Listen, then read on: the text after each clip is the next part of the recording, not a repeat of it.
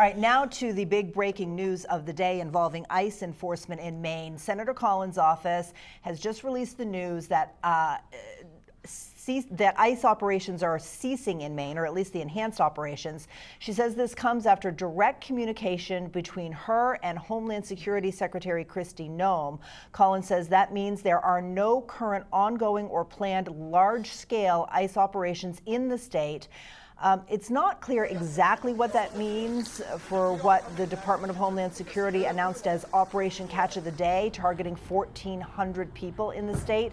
We will keep you updated, as we get more clarity on this. And to help us do that, our Phil Hirschkorn has joined us this morning. First of all, thank you so much for getting up early and coming in at the last minute. Early bird gets the worm, right? Yeah, well, this is a big worm. Before 6 a.m. and we got it on TV, and we were talking about it still. This is big news. What can you seems tell that us way, about doesn't it? Yeah, it does. Well, I want to, you paraphrase the senator's statement, which she's released publicly. There's a but in there, just so everybody's clear. But normal ICE operations will continue. So, it's not like there aren't going to be immigration arrests in Maine anymore. But this surge of the last, week to 10 days, where we've been told more than 200 people in Maine have been arrested. We don't know who they are. We don't really know what most people have been charged with or why they've been arrested. That's been part of the problem, right, for the last 10 days. But regular operations will continue, Senator Collins says. But yes, this is, big news that her calls to Senator Noem have resulted in this pause in operations. Maybe a pause in the surge. Maybe there'll be a withdrawal of these extra ICE agents that are in town. And I guess my mic's not working. We're going to make it work. More to come, as you said in the initial top of the newscast. Here's what's interesting. So many things are interesting. Yeah. First of all, this is why it wasn't working. Lee, my mic wasn't on. There it is. Oh, there we go. Okay, now you can have your mic back, and I can have my mic back. I like how it's more casual on the streaming show than in the broadcast for up to the second. If you need to do a wardrobe change too, feel free. Well, I'm not going to do that on camera. You've seen this show, you can do whatever you want. Yeah, exactly. I have done this before. I know you're supposed to turn your mic on. But anyway, this very serious situation. We're not Minnesota. We haven't had quite the street protests yet, and certainly we haven't had the violence. That's been the good news. But we've had this upswing of arrests, more than 200. We know very little information. Our governor knows very little information. Our attorney general knows very little information. Our senators, including Senator Collins and Senator King, up till now have known very little information. They've been basically blown off when they ask for information. But Collins is the only Republican in the delegation, right? It's a Republican administration. She voted to confirm Kristi Noem as Homeland Security Secretary. That was very controversial, right? Noem was one of the 5 most controversial cabinet picks, right? There's Robert Kennedy Jr. Health, Robert F. Kennedy Jr. Health. Put that aside. She voted for him too. There's Kash Patel at the FBI. She voted against him. There was Pete Hegseth at Defense. She voted against him. But she voted for Noem. She voted for Tulsi Gabbard to be Director of National Intelligence. And she voted for most of the other cabinet picks. So, was this a trade-off to have access when things got hairy? I don't know. We'll have to hear Collins talk about this more in the coming days. But it's very interesting because she told us earlier in the week that she had asked for this pause. And so that's a pretty quick turnaround. That was just 2 days ago. Well, I think that's the thing that's the most surprising to me is that we hear all the time about our delegation advocating for Maine in different ways. I don't think in my 30 plus years of doing this job I've ever seen a turnaround quite this quick on something that the administration seemed to be digging its heels in deeper and deeper on as we went along. I think that's the surprising part to me. Right, and I think you have to look at the context of what's going on in Washington right now. Today on the Senate floor, they're going to begin voting on the annual DHS, Department of Homeland Security, appropriations. Who's the chair of the Appropriations Committee? Susan Collins. What is Susan Collins laser focused on? Getting all 12 cabinet department appropriation bills through the Senate this week. The House already passed the DHS appropriations last week. Jared Golden, one of 7 Democrats, our congressman up in the Northern District of Maine, voted for it.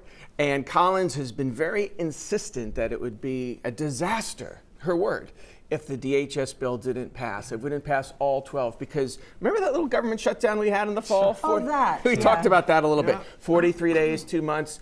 And when they reopened government, they funded it only through January 30th.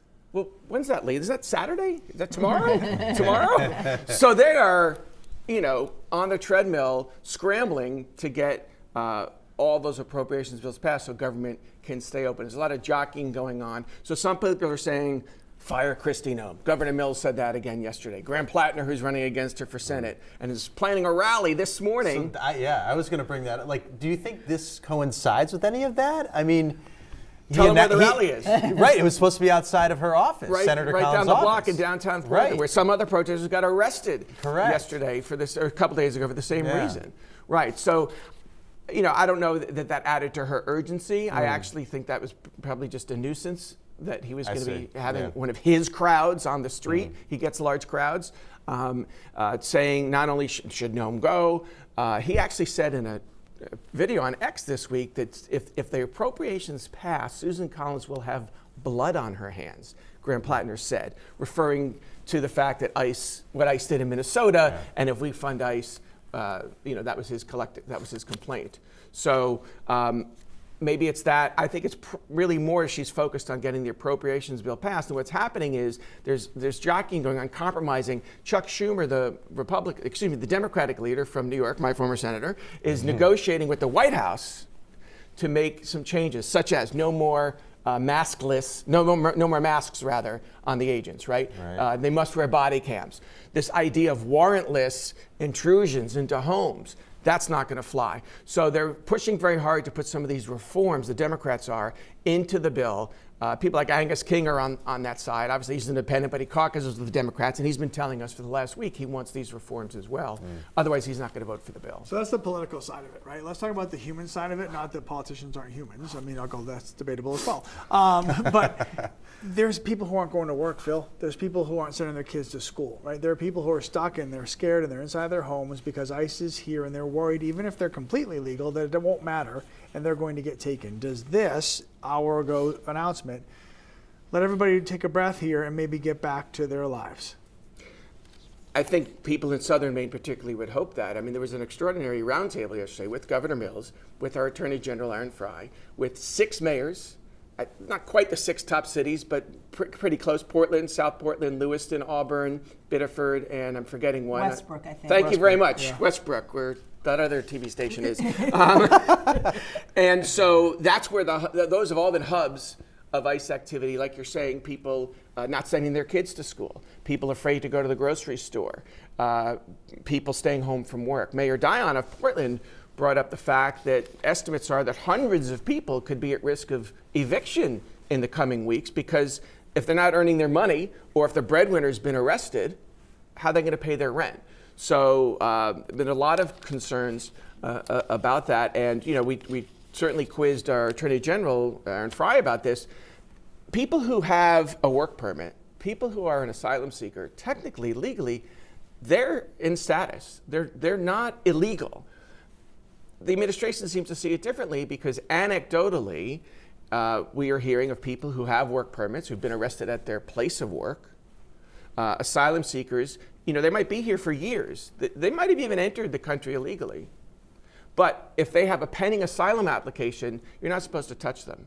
And that may be frustrating. It's probably frustrating to people on both sides of the immigration enforcement debate. But that's the reality. That's the legal reality.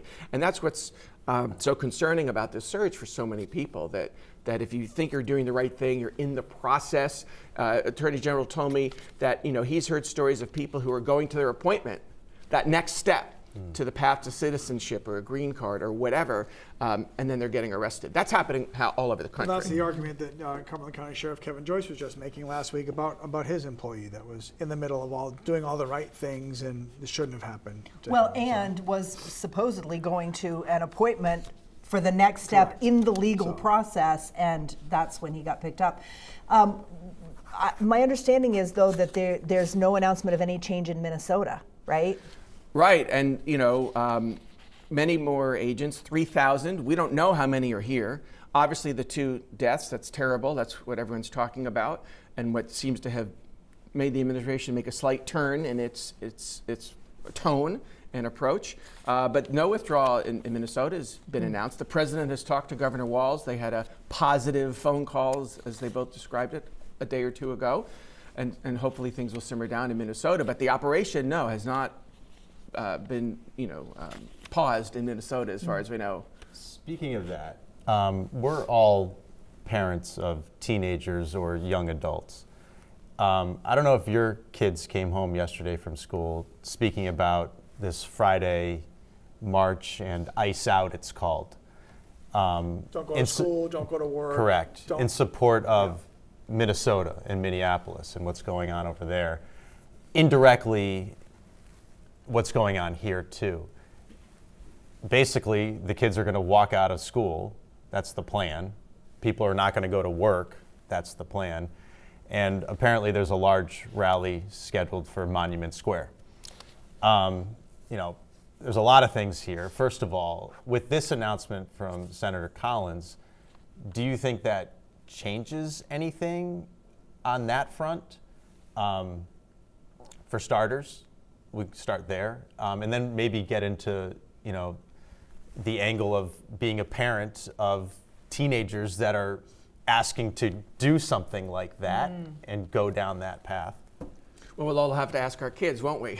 Is the rally on? It's like with Graham Plattner at 8:30 this morning. He's still going forward with it, Graham. I think the answer will be yes, because nothing's going to be resolved by Friday. Right. I mean, again, this debate about whether we continue to fund DHS at its current level, whether we being the government in Washington, impose reforms that change some of the practices that really bothered people, like the masks and not wearing body cameras. And the one other thing we haven't talked about, which is happening to teenagers and many others who are trying to document tailgating, literally, ICE agents coming up to their car window, not so nicely. There's the one video that a lot of people have seen on social media where, I'm paraphrasing, the ICE officer says to a woman, we've got a nice little database, right? And I've seen another video, I think the Portland Press-Herald actually published this video yesterday, where ICE agents approached a man and said, you're obstructing an investigation. And he quoted the federal statute and said, you can be arrested for that if you keep following us. And they walked away and he said, thank you. So, I've told my teenage daughter who lives in Portland, look, if you see something, maybe don't take out your phone and film it.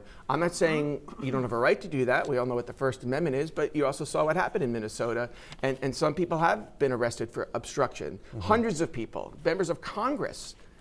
One great example in New Jersey, a congresswoman was arrested for obstruction. She's being prosecuted because when she was visiting in an ICE facility, she got into a verbal confrontation, a little bit of scuffle there with some other elected officials. So that is happening. I think teenagers need to be careful. Will they still rally on Friday? I bet they will. They'd rallied before at City Hall, if you remember, before the Maine surge started in solidarity with Minnesota and other places. So I think the teens will do it. I think Plattner will still do it because the argument's not over. And even if this surge really has ended, as Susan Collins said, well, I think pause is the word, right? She's very careful with her words. It's a pause. It doesn't mean the war is over, right? So it's like the ceasefire it's in a Israel. Ceasefire. I mean, it lasts like 30 minutes, Well, who knows? Politically, let's go backwards for a second. Let's just assume this is true and everything happens as the statement says it will and things go back to normal around here. This is a win for Senator Collins, and I feel like we're going to hear a lot about this once campaign season comes back around. And I'm not presuming that was her motivation, but she's going to get a lot of positive traction if this is to have a role in this. what do you mean when campaign season comes back around? I think we're in it. Yeah, I forgot. In fact, after Have you seen our commercials? After Governor Mills made her State of the State speech on Tuesday night, we got kind of the first official campaign press release from her official campaign spokesman, giving us all the bullet points where Governor Mills had erred in their view. But yes, clearly this is going to be, if this holds, a talking point for Senator Collins, where she talks about her seniority, her being the lone Republican, her access. If this appropriations bill passes, especially with reform, some of which she says she supports, like she's pointed out in recent days, look, there's millions of dollars in here for de-escalation training.